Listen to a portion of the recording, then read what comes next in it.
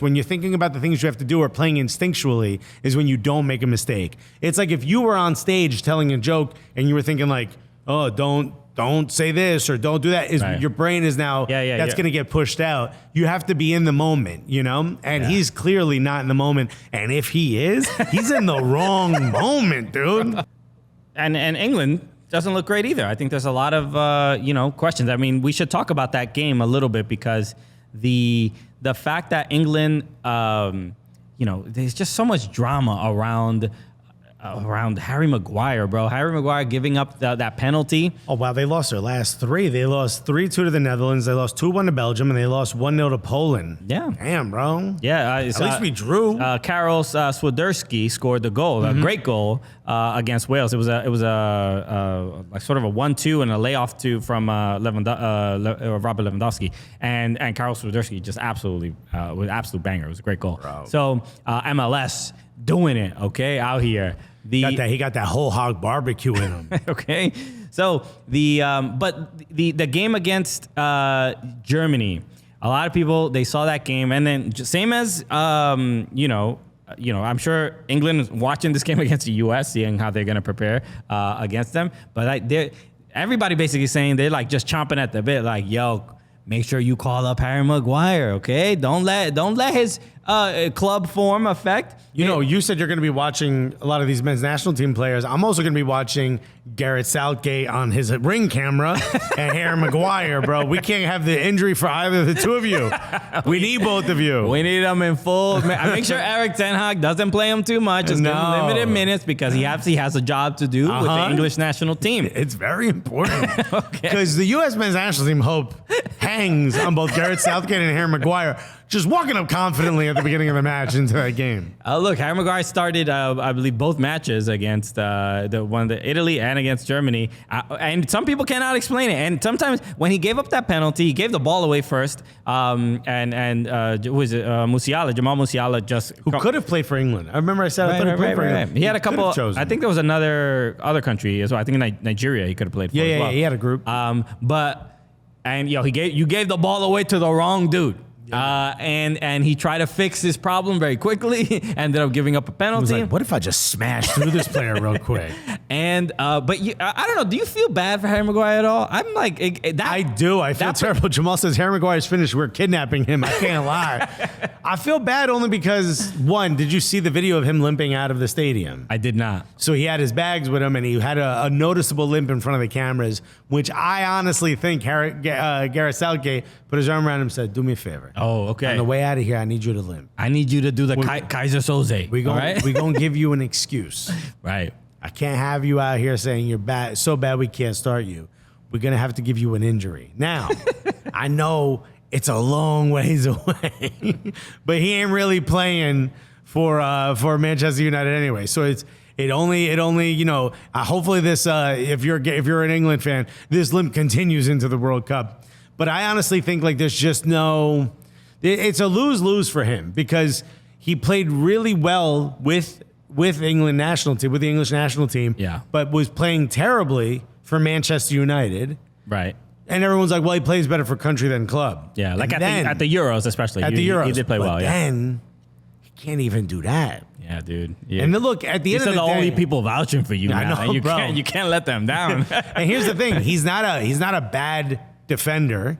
He's always had one or two like howlers, if you will. One or two moments in a game where you're just like, dude, remember when he threw I think it was Lindelof out of the way so he can defend? Yeah. That was that was it became like a meme or a GIF or whatever. Like the kid is a little bit of a maniac for one or two moments in the match, but it just seems like those one or two moments have now kind of caught up to him.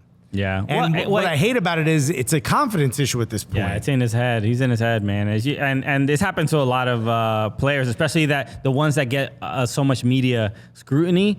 It's just every time. Jamal said he was limping for no reason. His head is so big, it's weighing him down. This is what I'm talking about. But these are the comments he gets. It got nothing to do with his play, man. But he is so much in his head that this was the same thing Shaq used to say, Shaquille O'Neal, when he was taking free throws, is that when he was taking free throws, he was already thinking about missing, and he was already thinking about the disappointment he was going to cause inside the arena.